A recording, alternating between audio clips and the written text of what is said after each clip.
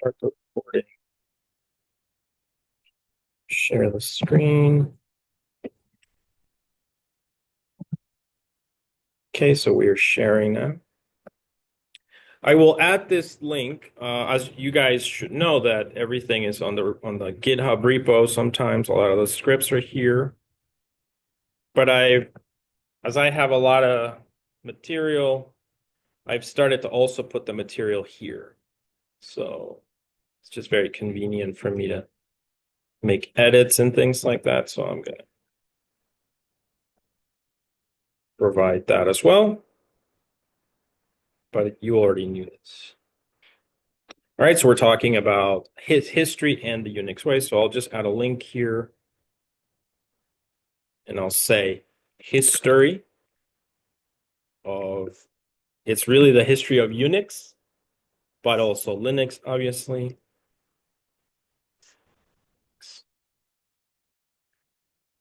And yeah, there you go.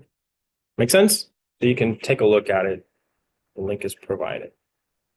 All right, so we're going to start with the history of this today and then the Unix way. So, all right, let's start then. All right, so I added this here. So as you guys know, this class is called System Administration with Unix and Linux and Python scripting. Probably some AI in the future, the way things are going, but so that's kind of the idea, right? So we're going to take a look at system administration with Unix, a brief history, and just all the events that have happened that have led to where we are today. So basically, we can start the story in 1955. And this is actually, even though this is a story of Unix, it's also a story of system administration. That's what's really interesting about this, right? So I'll make this a little bit bigger. So basically, we can go back to like 1955, about 1955, where you had the first IBM 704. So it's a computer from IBM, a big computer, very expensive computer becomes available in 1955, IBM 704. Computers back then were expensive and they needed to be shared for multiple users. So today it's a trivial thing, right? So we use our Ubuntu VM. You can create multiple accounts, log in and do various things. Or you have a server and multiple students can be on that server working, right? And then you get a lot bang for your buck, as they say. So, but back then this was a real issue, right? You can only one person could use the computers. So if it's costing, the equivalent of millions of dollars today, something had to be done about that. So that problem was called the time sharing problem, right? That wasn't solved. So basically the computers were expensive and needed to be shared for multiple users. Time sharing, so that now it takes us to that era between 1961 and 1962. So some people started just doing research about it. How would they go about, creating something like that? So the very first paper published was at MIT by Marjorie Merwin, Robert Daly, and Fernando Corbato, right? So they basically started thinking about the problem of having multiple users logged in, okay? And so that's really when this started. They did some research. You can look at the paper, which I provided here, and it's the spring of 1962. You can take a look at it, and they were just really doing research at that stage. In 1964, so a couple of years later, MIT, General Electric, and Bell Labs, hopefully you've heard of Bell Labs, right? So they invented the transistor, all kinds of things, right? So MIT, General Electric, and Bell Labs started together as a consortium. Think about, something as trivial today as multiple users on a computer, right? They had to put together a whole group to try to solve it. They started building a computer for time sharing, and they called the project Multics. So that's where the name Unix comes from, if you start to think about it. Multics just means like multiple people on it, right? So it was called Multics. So 5 years later, right? And the project was still not resolved, and Bell Labs just decided to pull out of the project. right? So they didn't solve it. So it's a hard one. And then we have, so that's 5 years later. So that's 69 to 73. Basically, that's where we start to see the era of Unix emerging, right? So what happened was 3 engineers from Bell Labs who had worked on Project Multics decided to rethink and try it on their own, basically. So they were just like, okay, they probably liked the idea and started working on it. And they were the famous people that I mentioned to you on the first week of the semester, right? So Ken Thompson, Rod Canaday, and Dennis Ritchie, right? So they basically started working on the project, and then Ken Thompson continued to work on it using what they had then, General Electric 645 computer. In the summer of 1969, Ken Thompson rewrote the code for the OS, right? So he rewrote the code. He was inspired by Multics, but they say that they had their own ideas, basically. So that he rewrote the OS, the shell, which you guys know is where the command line. That's the command line. They rewrote an editor and an assembler because obviously they had to compile the code and everything like that. The goal was to make it look more like an operating system, right? So that's what they were trying to do. And you guys know or will know about operating systems because you take a course, right? And not like this one in sys administration, but actually how operating systems work, called operating systems. All right, in 1970, the original Unix, or if you notice, UNIX, right? So written Unix, in contrast to Multics, right? So had ideas from Multics, but was only for single use, not time sharing. So you can see this wasn't solved yet. In 1971, Unix had incorporated commands, and you can see these are some of the commands that you still use today, like cat, which you guys used already, AS, which for assembler, changed chrdir, which is change directory, chmod, chown, cmp to compare two files, cp for copying date. You use that in your first lab, dc desk calculator, du disk usage. So a lot of these commands are still in use today, and you can see they were basically added in 1971, so more than 50 years ago.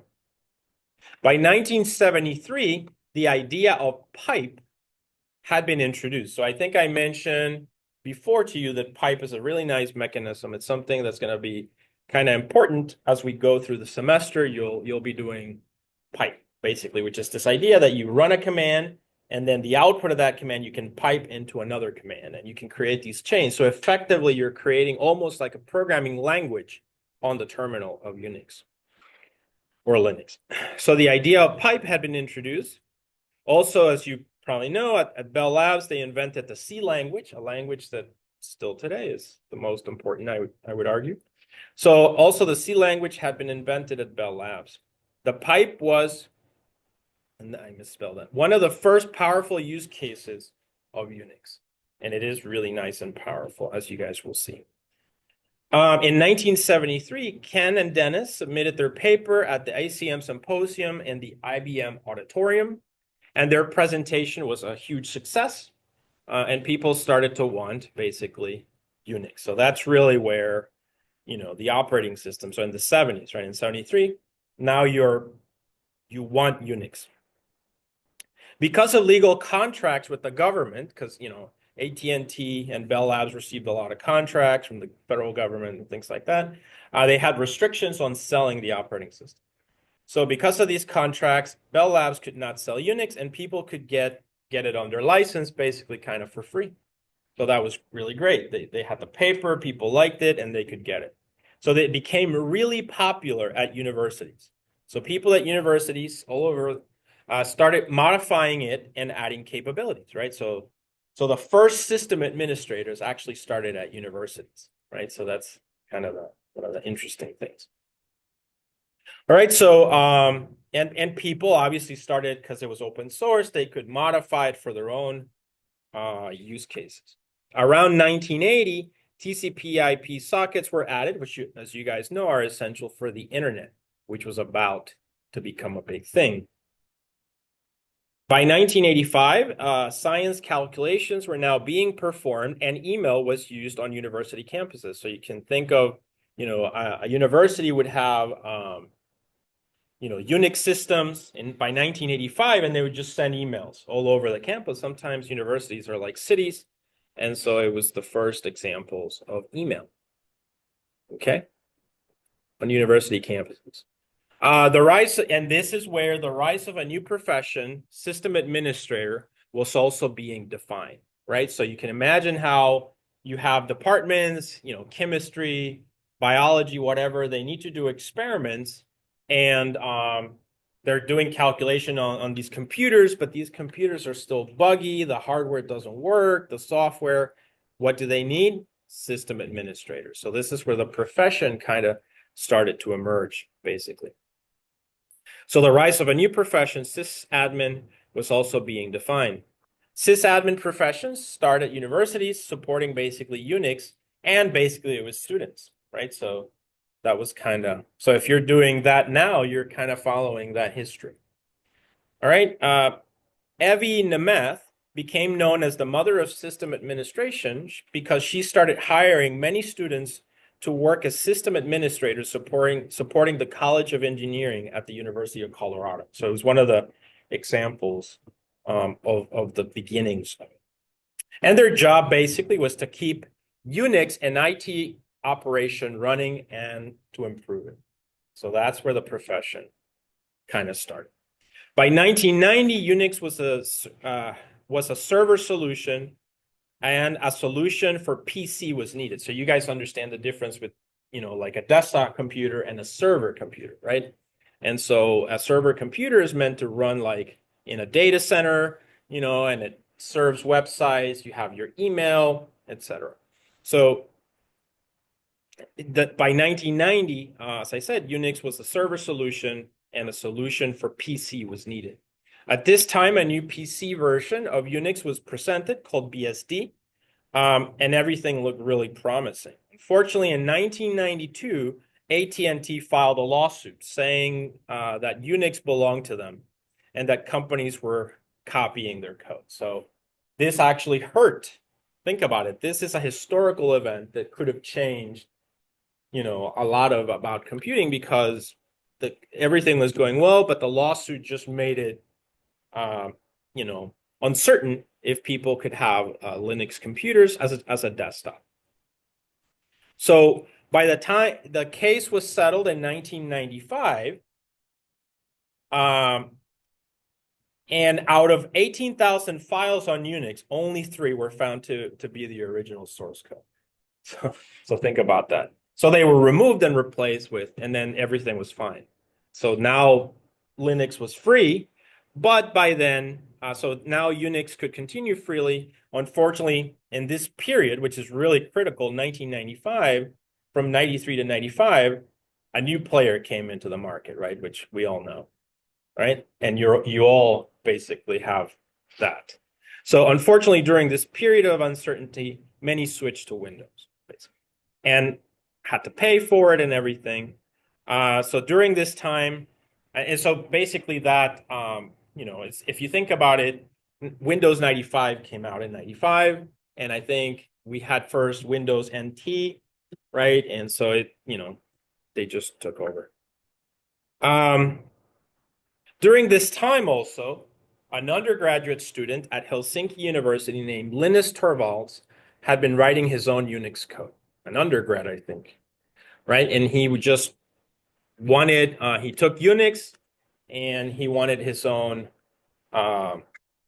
operating system. So obviously Linux, Unix, Linux, right? That's where the name comes from. He's still around today. By 1994, several versions of Linux were available. So as you know, there's distros, there's Sun Microsystems, there's Linux, Red Hat, Ubuntu, all kinds of distributions. Linux. Microsoft first released Windows NT in 1993, so you can see that was very critical and an opportunity for Bill Gates to take over the market. Because of the AT&T lawsuit, many companies adopted Windows for time sharing during the 90s. And by 2000, Linux and Unix was not doing great. Okay, so by 2000, which is true. So, Windows really took off and became a massive company, as you guys know. But once the internet and e-commerce took off, the advantages of Linux or Unix was clear again, right? So web servers, actually, the Apache web server was critical as companies started serving websites for e-commerce as the operating system was free and Windows charged quite a bit. So many web servers ran Apache and Linux, and they were cheaper. And that's kind of the story of it. So then it became really popular. Today, as you guys know, Linux is doing well. And Mac, for instance, Mac OS X, for example, is based on the Unix operating system. So if you have a Mac and you're using it, it is a Linux kernel or Unix kernel in there. And that's the history of it. So that's basically the history of. So you can see how the profession of system administration actually is tied to Linux. Any questions, comments? Yeah, so that's kind of what I, kind of to motivate where everything comes from, kind of give you an idea. So the next thing I like history, so I always like to do a little bit of history. So now the next thing we're going to cover is the Unix way. And now it's going to be the philosophy of it, right? So the design philosophy. So let me